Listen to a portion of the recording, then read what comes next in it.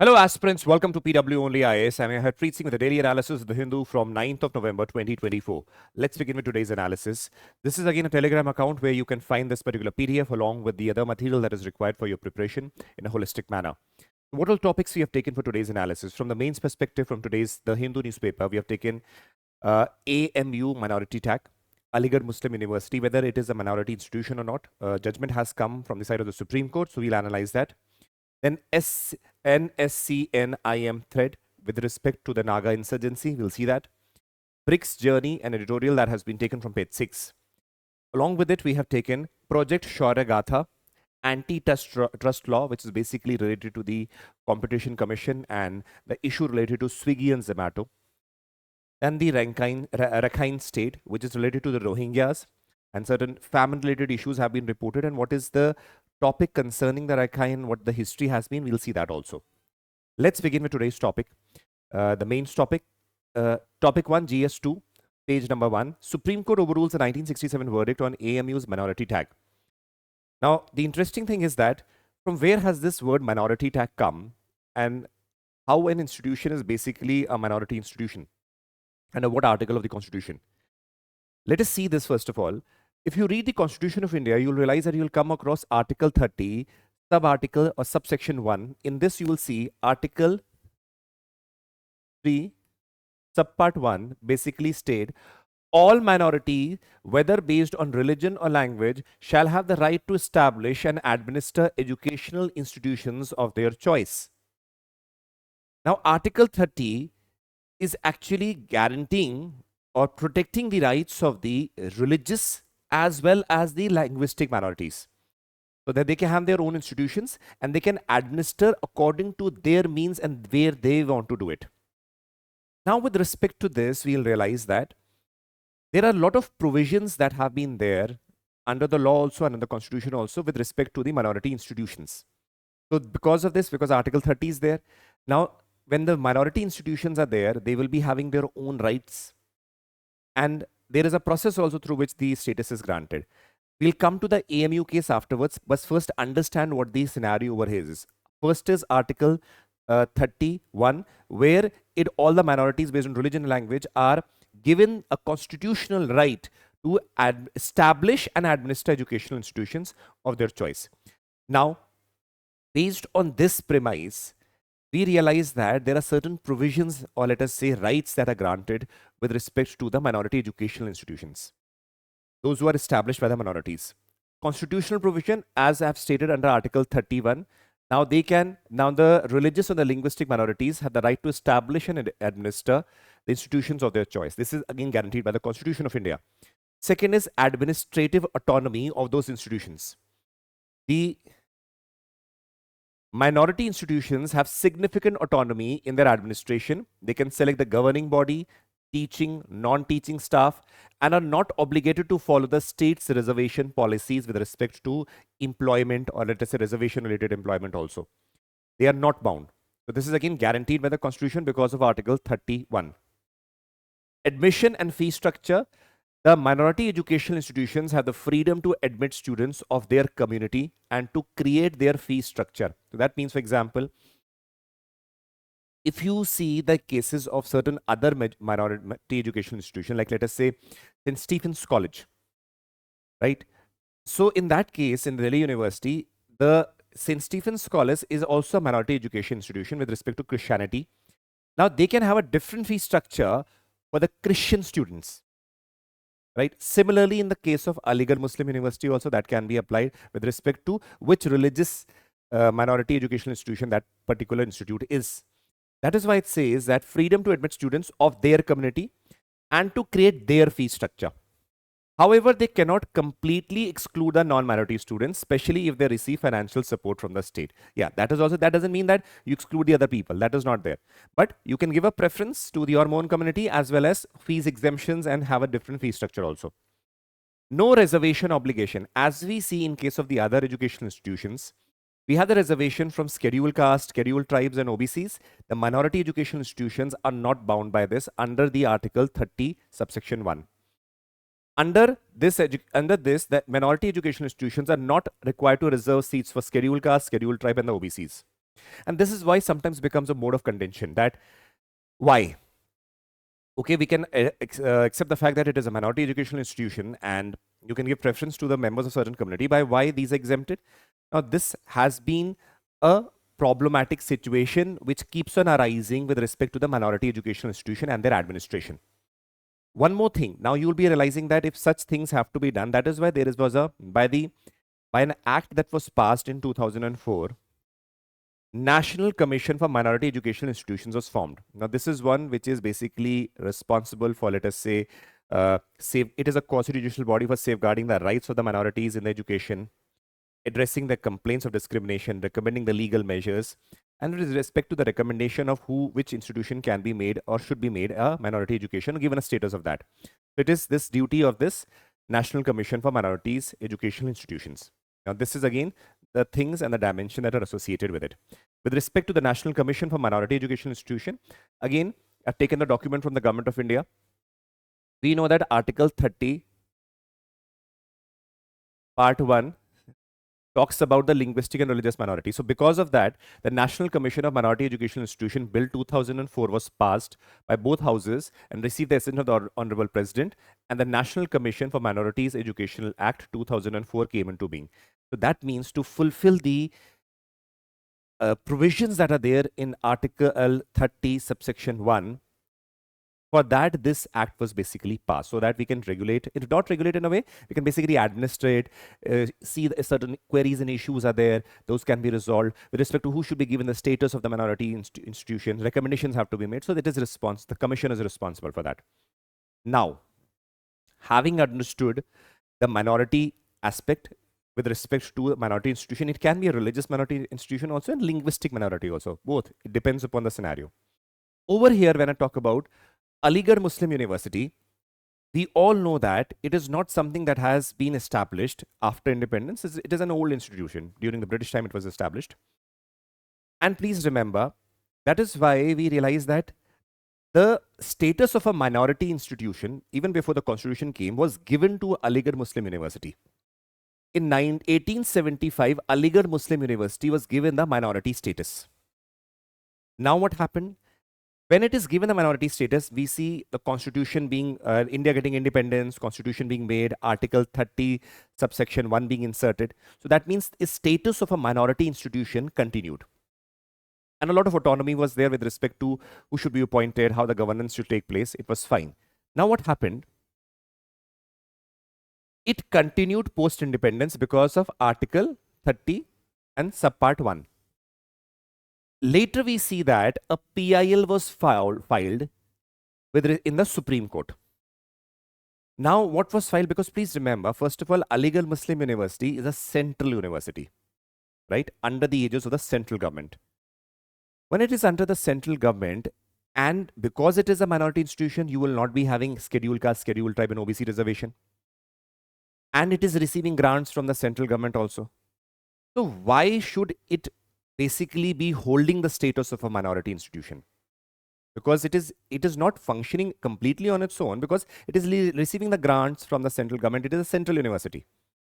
So this mode of contention or the problematic situation came before the court because someone filed a PIL and they said that we need the resolution with respect to this. So that case went, and that case was basically is the one which we talk about in 1967, which the article says that the verdicts overrules the 1967 verdict. So what is that? Please understand. Supreme Court in Aziz Basha versus Union of India. Please remember, this is a short form for Union of India. 1967. State that Aligarh Muslim University was a central university, thus cannot be a minority institution. So the Supreme Court ruled that Aligarh University, Muslim University, is a central university.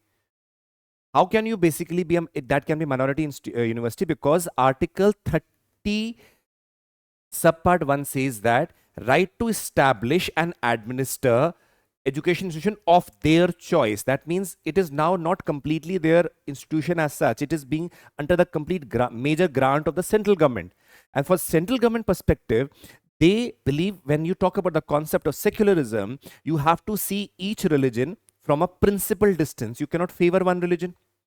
So this question came into being. Under this premise, the Honorable Supreme Court in 1967 basically stated that the Aligarh Muslim University cannot be a minority educational institution. So that tag was taken away. Now what happens? In order to counter the judgment that was given by the Honorable Supreme Court, the Parliament of that time passed a law.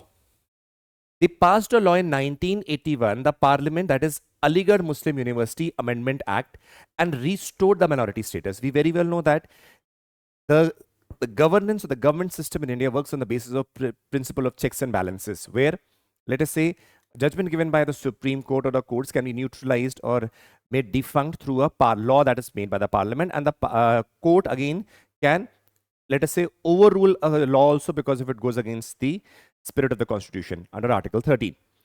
Now what is going on? In order to nullify the judgment of the Supreme Court, the Parliament again gave the status of a minority tag to Aligarh Muslim University. That is fifth. Sixth, in 2006, Allahabad High Court, again someone filed a case in the Allahabad High Court saying that this law that is passed by the Parliament is unconstitutional because the Supreme Court in 1967 had passed a judgment. So Allahabad High Court, taking the inspiration from the 1967 judgment that was passed by the Supreme Court, struck down the 1981 amendment, which gave the minority status to Aligarh Muslim University. Now what happened? Again, the case was referred to the Supreme Court. Now, when the case went to Supreme Court, now listen what the Supreme Court said. Supreme Court reversed the order of 1967 and said that it can be a central university also, and along with it, it can maintain the status of a minority institution because it is already guaranteed under Article 30 subpart 1. So it is not violating the premise of the secularism, and we should basically respect the rights that have been guaranteed under the fundamental rights. So right now what the Supreme Court has said, Supreme Court in its judgment 2 days back in 2024 with respect to the Aligarh Muslim University has restored the minority status tag as a minority educational institution to Aligarh Muslim University and reversed the 1967 order of the Supreme Court that was given. So this is again the aspect which you should be knowing little bit, and along with the other provisions, Article 30, then National Commission with respect to the National Commission for Minority Educational Institution, little bit you should know, and what and how the things are going on, we should know that. And this is what is expected of you from a person who's preparing for civil services. Okay, this is very interesting. Topic 2, GS2, page 3. NSCN IM threatens armed violence for the first time since 2015 Framework Agreement. The full form is National Socialist Council of Nagaland, Isak Muiwa. Now please remember, IM it's written. We realize that since the time of independence also, there was a lot of Naga insurgency that was going on in the northeastern region. Now, what the problem that arose is that they, based on their ethnicity, they based on their cultural uniqueness, they said that we are not a part of the India mainland. But then government of India was very particular that no, it is a part of India and we have to be very particular to involve them. Then that time we realized that a lot of insurgency started taking place. Government tried to basically pacify long duration. That is from the independence till even now they're continuing. So government wanted to pacify with the groups that you become stakeholders of the government in those northeastern region. Peace can be there. We can, let us say, come to common conclusion. So what happens, because let us say there are parent bodies, various groups agreed that, okay, we'll go what the government of India is saying. But along with it, what happened is that various factions did not agree with the government of India and they basically wanted to fight, or let us say even go on to the armed rebellion and fight against the government of India. Now, based on this, we realize that continuous struggles have been there. With respect to this, let us understand what the issue is. Then we will come on to NSCN IM, what he is saying, from where this 2015 agreement has come. What are the issue right now? And then possibly that image will be very clear. Let's move ahead. If I talk about the Nagas, you know that very well. The Nagas are an indigenous community residing in the northeastern part of India, neighboring areas of Myanmar. They're widely believed that they are Indo-Mongoloids who migrated to India during the 10th century BC. This is a historic aspect. if you see the northeastern region,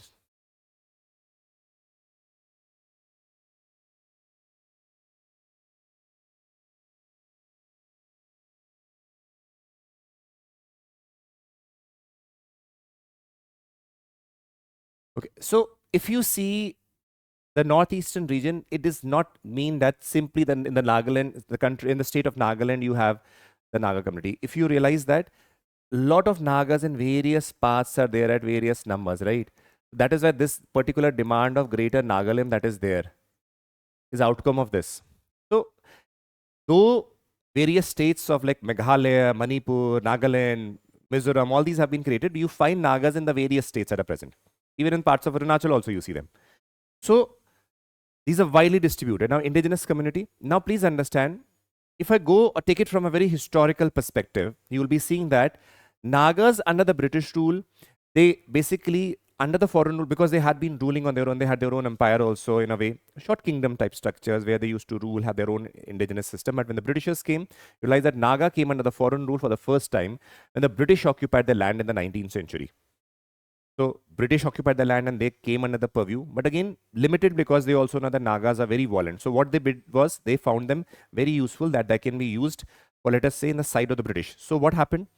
Nagas during the World War II, during World War II, the Nagas assisted the British forces. So they aided them. Now please understand, the Naga National Council was found in 1946 and signed a 9-point agreement with the then Assam governor, granting Nagas control over the territory. Now what happened is, because that was a British governor. Now Nagas had helped the Britishers to a certain extent, and they wanted certain form of autonomy where they could rule their own region. So based on the agreement that was signed by the Assam governor, a British representative, the Nagas were given that autonomy that you rule your own region. Now what happened?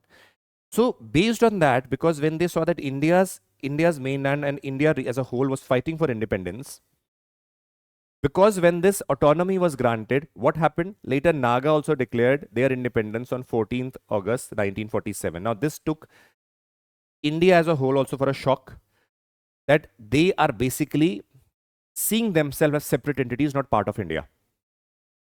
Now, that was a point of concern. That is why insurgency rose, because India wanted it has to be part of India, but Naga said no, we are a separate entity. In 1950s, NNC, that is the Naga National Council, took up arms and resorted to violence over the Naga sovereignty. Sovereignty, that means we are the ones deciding our fate. It is not India who is going to impose us that they are part of India. They said, no, we are not a part of India, and we are our own separate entity, separate country, and our region has to be governed accordingly. So what happened? This Naga National Council, because they were given autonomy, please remember, autonomy by the Assam governor, who was a British during that time. So they presumed and assumed that they will be having their own country or a region. But as agreed by the transfer of power by the Britishers, Naga regions and the Nagaland at present were part of India. So that means India was very valid to the perspective that you are not a separate country. But Nagas perceived that it is their sovereign land and we need to fight for it. So what they did do? They picked up arms against the government of India. So NNC formed an underground Naga Federation Government, NFG, and a military wing, Naga Federal Army, in 1952.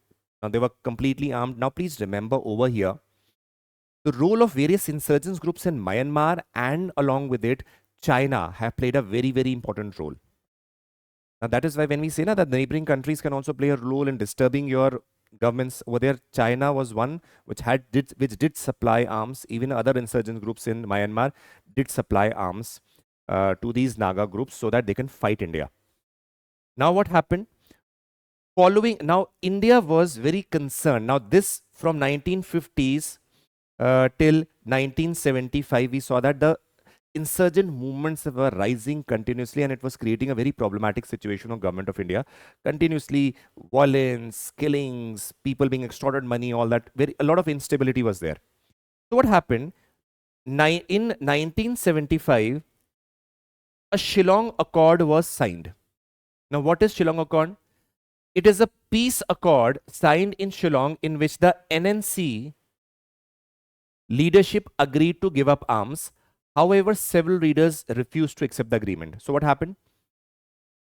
Government of India thought to let us do one thing, that we should come to an agreement. We will give them what they require, not sovereignty. You will be in the part of India. You can take up the leadership in that region. We'll give you funding. We'll help in development of the region of Nagaland and all. But you accept and let us come to peace, because of the violence and arms, everybody is suffering. So what happened during this time? NNC was then split into various parts. Why? Because all the members of the NNC were not on the favor of coming under the aegis of the government of India or being a part of India. That is why because of the Shilong Accord, what happened?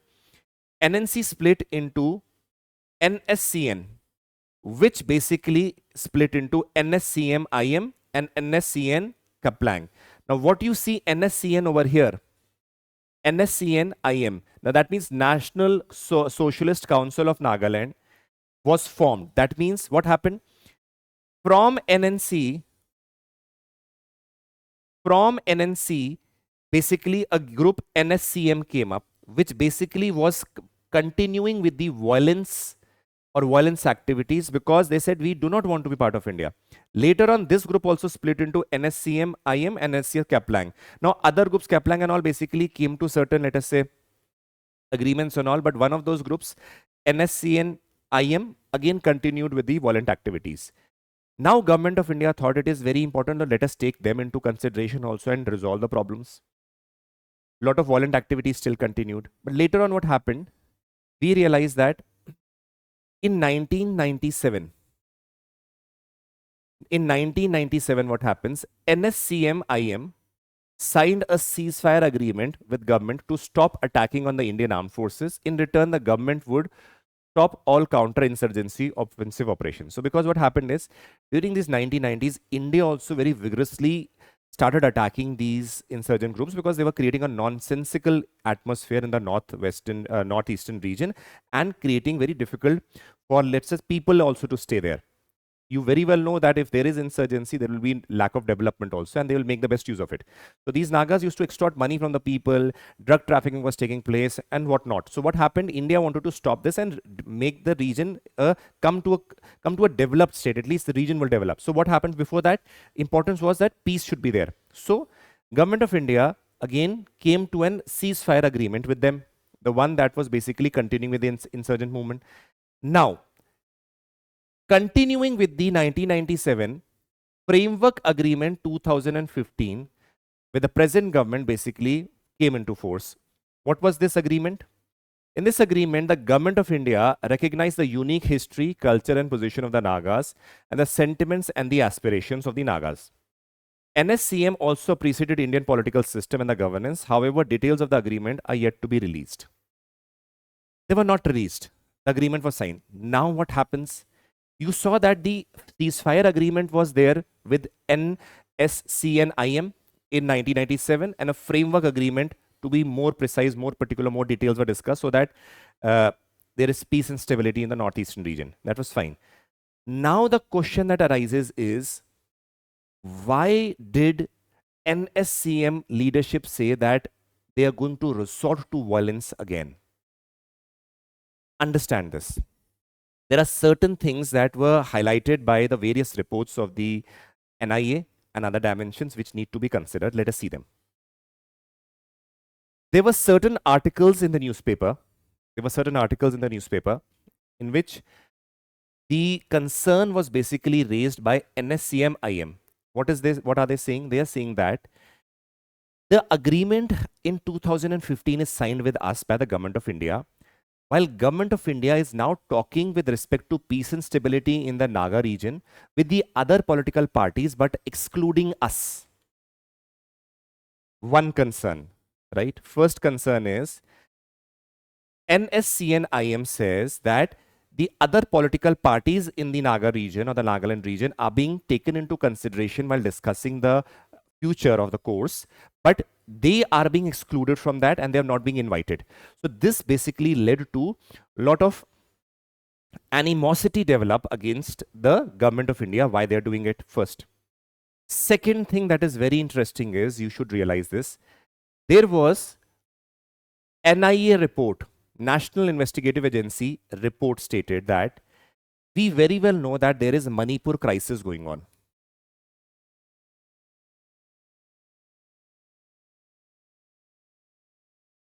according to the NIA report, we know that in Manipur, there are three major stakeholders. First, the Meiteis, who are in majority. Then you have the Kukis, and then you have the Nagas. And the conflict basically taking place between Meiteis versus the Kukis. Now, what the NIA report says is that over here, NSCN IM is basically helping the Meiteis. And because of that, what is happening? The issue of the conflict in Manipur is not getting resolved. Now, there is armed revolt that is going on here. Though the agreement is signed by NSCN IM, you are in a way helping them, and the conflict that is going on, which is you so see from since years it is going on, now it has aggravated to a great extent. Thousands and thousands of people are getting killed in Manipur. So then the NIA said that they are again resorting to such means. Now what government of India says that this is a problematic situation, first of all. So this is probable a reason why the government did not recently take this particular group into talk while discussing the future course of Nagaland. Another one thing that the NSCN IM says that there is another bone of contention. First, with respect to flag. Second, with respect to constitution. You very well know the details of the 2015 agreement were not declared. But what the reason has been given by this particular group is that they demanded that they should have a separate flag and a separate constitution for the Nagas region. And these are the two premises they said. Now the government of India did not declare it. Government of India will never agree to this, because we really saw that in case of Kashmir also Article 370 being declared, because it is one nation, one constitution and one flag. So this cannot be agreed again. This will again create divisional politics there. So what is going on? NSCN is saying that, first of all, coming to again that being excluded in the politics and the future course, not accepting the demand of the flag, not accepting the flag of the constitution, along with it, unhappy with what the NIA report says. They said we are not indulging in this. So this again has led to what?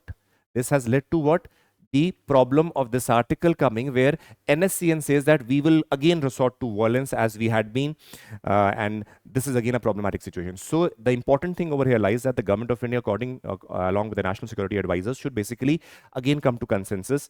Please, important thing is resolve the issues where Manipur crises are going on, and see whether what is the premise of the NIA report, and if they are indulging, then they should refrain from it completely, and the Manipur issue should again be resolved as soon as possible, first of all. Second thing along with it is that this will build confidence, and the NSCN IM can be included in the future talks with respect to Nagaland and the Naga region. Another thing is that acceptance of the concept of a separate flag and constitution is somewhat will not be acceptable. That is again they need to agree, and that because that is against the spirit of India itself. So those are certain things which can be resolved, then possibly future course of action will be peaceful. So this is what was presented in the article. Hopefully you understood this. Let's move ahead. BRICS journey gaining heft while in transition. This is again a very simplistic editorial that was present there. We have already done a lot of BRICS. So I'm giving you a brief study of what the BRICS is again, and the Kazan declaration, because this is all automatically deals with the similar stuff. So we will see the BRICS details, and then we will go on to this editorial. See, we know that BRICS is an acronym for the 5 countries: Brazil, Russia, India, China, South Africa. It was coined by Jim O'Neill in 2001 because of the emerging economies which could lead in the future. Then formalized in 2006 in the BRICS ministers. In 2010, South Africa joined with an acronym. BRICS was there. Expansion. Johannesburg Declaration in 2023 invited Argentina, Egypt, Ethiopia, Iran, Saudi Arabia, and UAE to become full-time members. Argentina withdrew in December. This is very well known. Currently, we realize that though Saudi Arabia was invited also, but it is yet to formally join. It has not joined. So if you see the current membership, total 9 members: Brazil, India, Russia, China, South Africa, Iran, Egypt, Ethiopia, and UAE are the members. So very important with respect to 45% of the world population, with 28.5 trillion, that is close to 28% of the global GDP is contributed by the GDP. So world GDP. So it is something very, very important also, and a major players. When we talk about the Kazan Declaration that took place in October 2024, it is important because, as can be asked in your papers, we saw that we've already discussed that. I'm just giving you an overview. We saw that they talked about BRICS solidarity with respect to cooperation, mutual respect, global governance, and how they can lead the global governance in a systematic manner. Sustainable development and outreach, that means engaging with the other partners, was emphasized. This is the outcome of what the Kazan Declaration, which was in October 2024, right? Concerns over the unilateral coercive measures. We realize that they have very well said that we are not going to follow any unilateral sanctions that are basically imposed by any country, like we saw in case of the United States imposing sanctions against Russia. So the BRICS does not sponsor unilateral sanctions at any level. So they had reinvigorated this statement. Now we see that call for peace and conflict. They're saying that there is a lot of conflict even in the Middle Eastern region. Along with it, we have the Russia-Ukraine conflict going on. They said there is a need for peace. Then Lebanese and Palestinian crisis, grave concerns were basically raised, condemned the military action where the civilians were targeted. This was mentioned in the Kazan Declaration. As we move ahead, we realize that strong stance against terrorism. Again, a very important thing, that no double standards would be adopted. On one hand, you are saying that terrorism should not be there. On the other hand, sponsoring terrorism, like countries like Pakistan have been doing that. So similar, though Pakistan was not mentioned in a way, but indirectly it was said that no double standards would be adopted. We need to resolve the problem of terrorism at a global level. So it was basically mentioned over here, right? Then areas of cooperation: cyber security, data governance, trade and economics, energy and climate, health and science, and competition and tax cooperation. These are the areas the countries would be cooperating. We have already done this with a similar slides that I had shown you earlier also. We've done it many times, so I've quickly revised this. Now coming back to the editorial, what it is saying. See, the editorial basically mentioning the similar thing. I'll just show you. In the introduction also, this mentions about BRICS. Then it comes and says that Kazan meet in October 2024 was again came with a lot of declarations, a lot of cooperation that is basically seen. Then they talk about India, China, and we see that the border issues are being resolved, de-escalation is taking place. So that was perceived as a really positive step, where BRICS as a group can work towards mutual cooperation.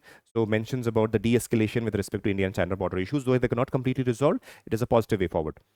Then we realized that 15th summit that took place, which we realized that in 2023 basically expanded the membership.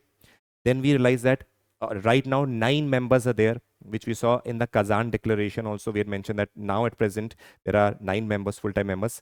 We saw Argentina withdrew earlier, what was expected to join. And with respect to Saudi Arabia, though it was invited, it has not formally joined. So we have right now 9 members. So the expansion is again seen as a positive step towards the global south, and large number of countries with like-mindedness cooperating with each other and towards building a better future. As we move ahead, we realize that something very interesting is said by the writer over here. The writer mentions that the BRICS is not creating a new world order, but present that it is for everyone. Unlike the system like we had the United States, it has a own model of governance of the world led by the capitalism so a capitalistic mindset. We had another world with Russia earlier, previously as USSR, socialistic mindset. These two poles, that was a bipolar world. Now BRICS over here is not to create a new world order or a new regime politics. No. It is basically, according to the writer, saying that it is a means through which basically presenting that it is not exclusive to certain members, they are including and expanding, and the concept of BRICS, the facilities offered by BRICS and the cooperation is for everyone. It is not limited to some people. So it is presenting a positive view with respect to BRICS. The writer over here mentions basically 8 characteristics of the BRICS, which is very unique in a way. It is the defining BRICS at present. It talks about mutual respect, equality, solidarity, democracy, openness. Then you have inventiveness, interaction, collaboration, and obviously consensus. And along with it, it is not as confined merely to the emerging economies as it used to be, as coined by Jim O'Neill earlier on. It is not confined to emerging economies. These are now major economies also. And it is now a broad group. So these are groups which are very important with respect to the multilateral interaction that take place and a place of a consensus when you present your stand in the United Nations also. So along with it, we realize that it's very categorically mentioned, and as we have seen in the Kazan Declaration also, that it does not sponsor unilateral sanctions. If you see in that case of NATO, you will be seeing United States giving putting sanctions on Iran, putting sanctions on South Korea, North Korea, sorry, North Korea, Iran, Russia, Iraq earlier on, for that matter, Afghanistan. So you realize that a lot of sanctions are unilaterally imposed by United States, and the other NATO members have to follow them because they are the members. In case of the BRICS, this is not there, and neither of or any country neither sponsors this form of unilateral sanction because it goes against the cooperative spirit that is there. Now what happens is that there are various focus areas, 1, 2, 3, 4 focus areas have been mentioned over here. See this. This has already been mentioned in a way when we are discussing the Kazan Declaration right now. It is already there, but what the article says is peace and cooperation, economic peace and security, economic cooperation, people-to-people exchange, group expansion. Now, these are the 4 things which we say is a priority. We've already done this when I just showed you the slides also. With respect to this, the thinker over here is mentioning that BRICS is again, now it is expanding. It is not merely confined to 4 to 5 members. Other people are also, basically other members are also joining. We realize that in coming time, it will be a major player in the world politics. Along with it, as the relations between India and China have also improved because of the de-escalation at the border level, we can see and hope that the relationship and ties will further even boost with respect to trade, and other problems can also be resolved. Along with it, Russia has always been an evergreen friend of India. So this meeting was basically a positive one where lesser issues with respect to, let us say, problems were there, but more a pragmatic approach where issues for the future can be discussed. So this is why India sees BRICS as a very major platform of discussions and resolution of problems and going ahead with the diplomatic relations is there. So this is what is mentioned by the thinker as well as along with it, I have already told you the dimensions which will be useful for you as the backend, right? Prelims topics. General Chauhan launches Project Shaurya. Topic 1 can be seen from the perspective of GS paper 2 and page number 5. What is Project Shaurya? Please understand. There is a Indian Military Heritage Festival being celebrated. And with respect to this, please, and when this Heritage Festival was being celebrated, in this festival, Project Shaurya was launched. What it is, we'll understand. Firstly, second edition of the Indian Military Heritage Festival to kickstart from November 8, which has started. In this, Project Shaurya Gatha to conserve and promote India's military heritage to be launched. And now this is a government page from PIB. Now what is Shaurya? Please understand. Project Shaurya Gatha is a story. Shaurya is a valor. Project is again to promote this. So it is an initiative of Department of Military Affairs and United Service Institutions, USI of India, which aims to conserve and promote India's military heritage through education and tourism. Please have a look at this.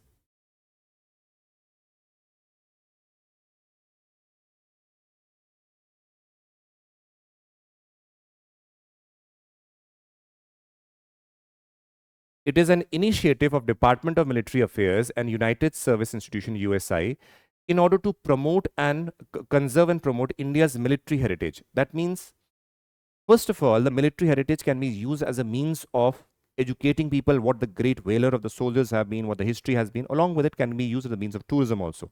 Museums can be there, places where wars of for those regions can be developed.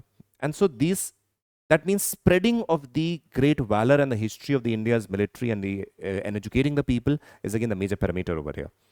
Okay, let's move ahead. Second, topic 2, GS3, page 11, a very important topic.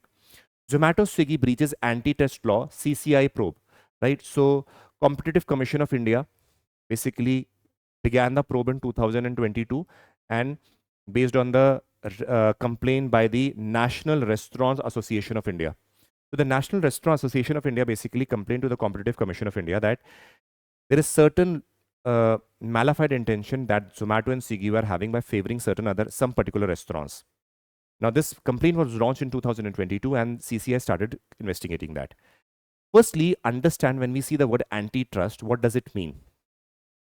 Antitrust laws are the regulations that help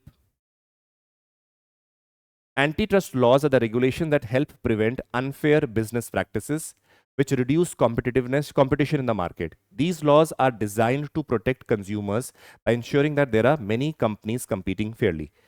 So what is the role? See, right now I'm not talking about competitive commission or anything. Just understand what the antitrust law means. You know that with respect to businesses, companies being there, everybody would like to have maximum profit.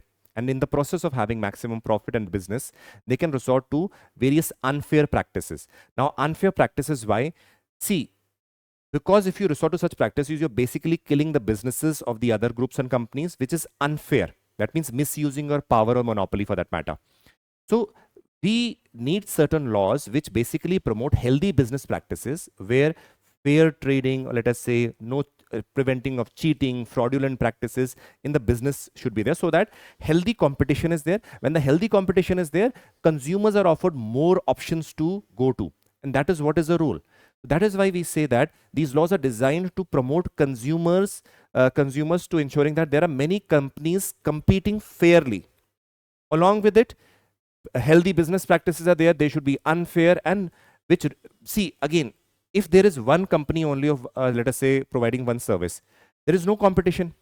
Now, what that company can do, it can do things according to its whims and fancies. But if supposedly, with respect to that particular sector, there are 10 companies, there is going to be healthy competition.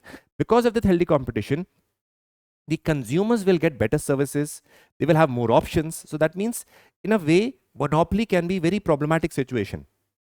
Now, that is why we realize that a healthy competition needs to be maintained, which is again the duty of antitrust laws, which are basically there. Now, please understand, these are based on certain objectives: preventing monopolies, banning abusive behavior. That means, like, whatever price you want of a certain thing, right? For example, let us say in telecom industry, if you have a monopoly, the telecom provider can put, let us say, make any price for a particular plan. So that would be very problematic for the other companies and the consumers. So you have to basically prevent such abusive behavior.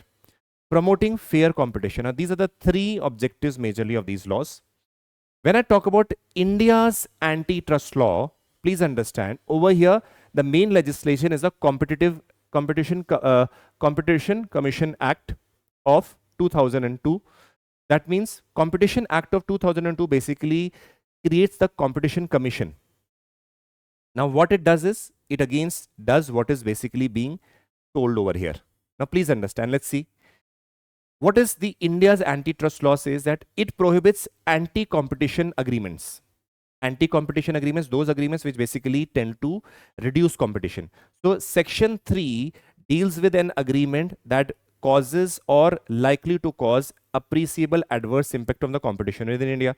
Let us say two companies are there who tie up, which basically destroys the competition and impacts negatively the other businesses. That can, again, action can be taken against them. So any agreement between companies or so on and so forth which reduces competition, action can be taken against them. Prohibits abuse of dominant position.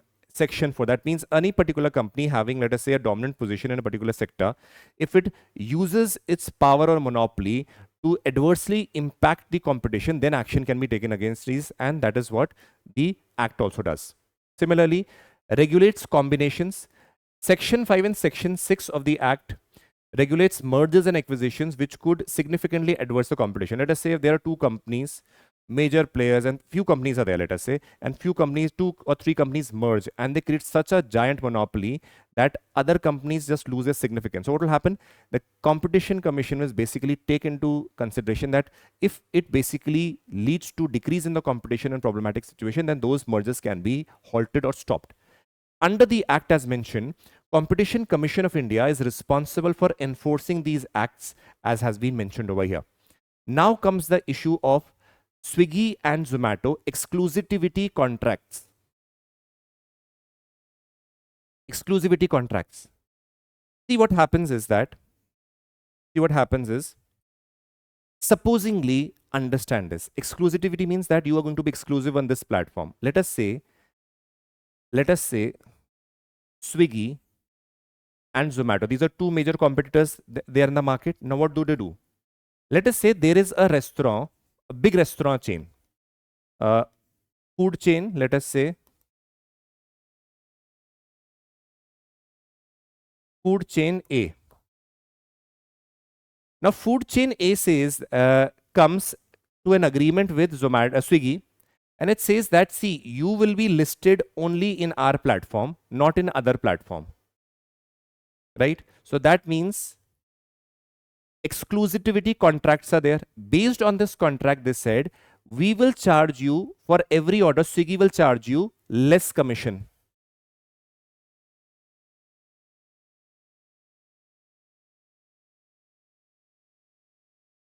Supposing, let us say the commission is, let us say 20%. They said Swiggy will says that we'll charge you, okay, 8%. But your restaurants and everything will be listed or only on our website, in our app only, not other places. We will charge you less. Along with it, what it will do is, whenever any restaurant, whenever somebody is searching for some dish, we will actually make your restaurant visible in the starting page or the initial restaurants. So what happened? There is a human behavioral tendency. For example, if you want to buy momos or dosa, the moment you see the first initial restaurants that are there, you tend to buy it from there. If you are completely unaware, unless and until you have a favorite restaurant, you will buy in from the initial ones because supposing they have good rating or they are being promoted by these apps. What is going on because of that? That means, first of all, these are giants and most of the people are basically ordering from these. So they are giving exclusivity contracts. Then that is hurting the competition. Over that, they're using technology and the SEOs to basically promote these particular restaurants, and they are ones more visible. Now, the Restaurants Association say that it is basically harming them a lot. Because those who are not coming into the contracts with these giants, their restaurants are not visible on those Swiggy and Zomato. That means, for example, there is a chain B, right? Let us say a food chain, a few restaurants of this B are there. They said to Swiggy that we are not coming into the contract. Exclusivity. That means you will be exclusively on this platform. We are not coming in that contract. Swiggy said, okay. Swiggy will not say anything. That means B is listed in Zomato also, Swiggy also, and other former companies like Food Panda and all were there, listed there also. Now what will happen? This will basically not be seen very easily when you search them in the apps. So what happens? The possibility of orders being done to these restaurants is very, very badly reduced. So what happens? Similarly, Zomato and Swiggy are also coming into such contracts which are reducing the competition, creating an unhealthy environment in the food industry. That is why the case was filed, and of late you will be realizing that heavy penalties will be imposed on Swiggy and Zomato because you're favoring certain restaurants based on the exclusivity contract that is created and basically harming the competition. So this is what was observed.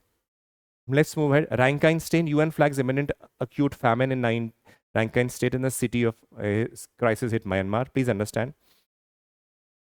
If you see Myanmar, this is a Rakhine State that is over here.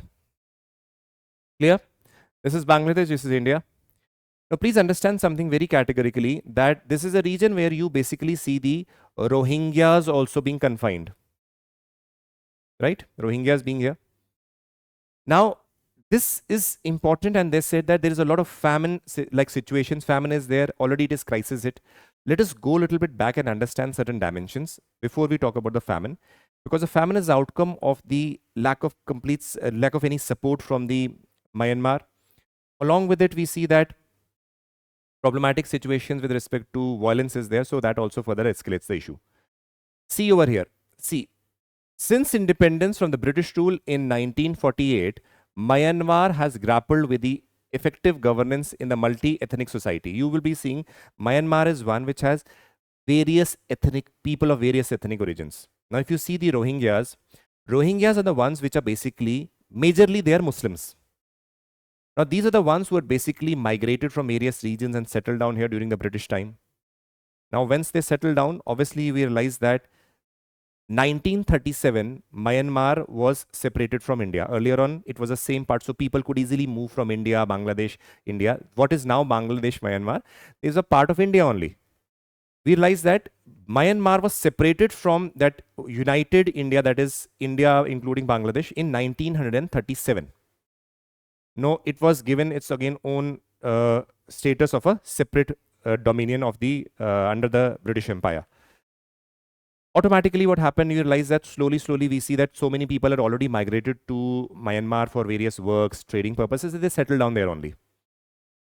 Now we realize that in 1948, the independence took place, and we see that because Myanmar is basically a Buddhist dominated country, right? Over there, from the initial point only, when the Rohingyas had settled in certain regions, they were already not given as treated as equal citizens also. We won't say completely neglected, but yes, because there were ethnic conflicts going on. So there were issues, not only with respect to the Rankine Muslims, but also other diversities that were there. They were also fighting with each other. And the government that was formed obviously would be weak. So what happened is in 1962, a coup d'etat took place where the military took over. Now, please understand something. Very often, many people conceive that the military directly started targeting the Rohingyas. There is a clause over here also. If you go to the history of Myanmar, we realize that when the military coup took place, it was during this time that the Rohingyas, who were again facing discrimination from the perspective of their identities, basically organized themselves and launched a military armed rebellion, let us say, attacked the Burman army. So what happened now is, because the attack by the Rohingyas Muslims against the Burman army, till now they were being discriminated, or discrimination like situations were there, even not only them, various other groups also. But once the attack took place, the Burman army made sure that now they will not leave them. Post that, we realized that they were like, again, a Burman army attacked the Rohingyas Muslim. Many were butchered, many were killed, many were burnt alive. Many migrated and moved towards Bangladesh, and many migrated to India. That is why we see the Rohingyas crisis. It is an outcome of those. Then what happened?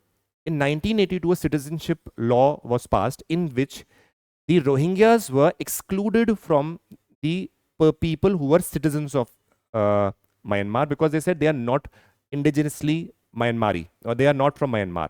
That is, and along with it, the reason was also because they had done an armed rebellion and killed various Burman officers. So that is why they were already treated as, now that thing was in the mind of the Burman army also, they were treated as second-grade citizens. So what goes on, even after that, we saw various democratic governments coming also into power. We realized that military has always been a major role in the governance of Burma.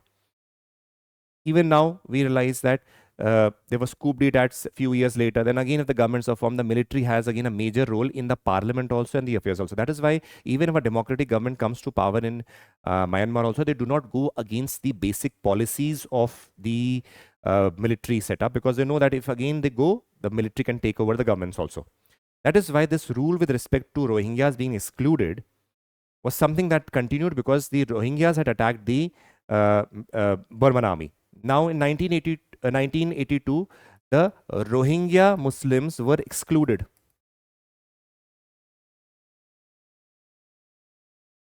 Excluded from the citizenship. Now, because of this, we realized that the Rohingya region, the Rankine region where they were confined, they faced a lot of issues. They did not have their fundamental rights. They did not have even resources to eat. They were, again, because if any conflict used to take place, the Burman army used to attack them. So their condition was dismal. That is why they're often known as the worst impacted of minorities in the world also, they're considered, because of this condition. So that is why many people started migrating to Bangladesh, and many came to India also. That is why the Rohingya issues comes up in India. One more thing happened again that again created a problem. Because we know that Rohingyas follow, they are Muslims basically, and the Myanmaris are basically Buddhist. So very often tensions between Buddhist and Muslim communities were taking place, or had been common aspect that we see. In 2017, Rohingyas, because of the discrimination and problem they were facing, they organized themselves as a militant group also. Rohingya militant group, calling themselves as Arakan Rohingya Salvation Army. ARSA. And what did the ARSA did? They knew that the similar thing had been done in during the 1950s and 60s, and that is why the issue that they were facing had arisen. Again, the same thing was done. In 2017, this ARSA basically attacked the military and police and killed more than 70 people, including 12 Burmese security officers. Now, again, same thing. 70, 80. Now, this is reported even more people were killed by the militant Arakan Rohingya Salvation Army. Now, one would ask, how did they get their weapons? Again, we know that various powers have been helping these regions, let us say, to create disability in Myanmar. So they would procure, let us say, certain arms from the other neighboring countries. Even the Middle Eastern region, more particularly the Middle Eastern region, were the ones which are basically helping them with the arms also. Because they said the Rohingyas, because the religion issue came up that Rohingyas Muslims are being troubled. So what happened? The Middle Eastern countries also provided them arms to secret trade routes. And that basically helped them form a group and attack the Burmese army and the Burmese outpost. Again, same thing happened. The Burmese security forces or the Myanmari security forces attacked the Rohingyas again. And then butchering was happened, indiscriminate killing of the Rohingya villages took place. And that is why we say, when people mention about ethnic cleansing, it has been a role where both the parties have played their role and attacked each other. And that is what the outcome is. Now, why I have mentioned over here is, please understand, when these things are happening, though this can be such an important aspect with respect to, let us say, trading routes and all, but why it is so undeveloped? Because since 1940s, the conflict, this is a conflict-ridden region. The conflicts have been going on since that time, killings, murders, so there is no development. So what happens is, again, economic growth is zero, famine is a more common occurrence. Already it is a coastal region, so we know that climate change aspects will be impacting. So this is again a double whammy where you see ethnic conflicts going on, people migrating to the other regions. Along with it, we realize that economic development is almost none. So people are dying, and again famine, and no measures are there to resolve the problem. So this is what the issue is with respect to the Rohingyas Muslims, and with respect to the Myanmar that is there. Clear? Let's move ahead. MCQs with explanation. Question 1, explanation. Question 2, explanation. Question 3, explanation. Question 4, explanation. Question 5, explanation. And thank you. I hope you like the discussion.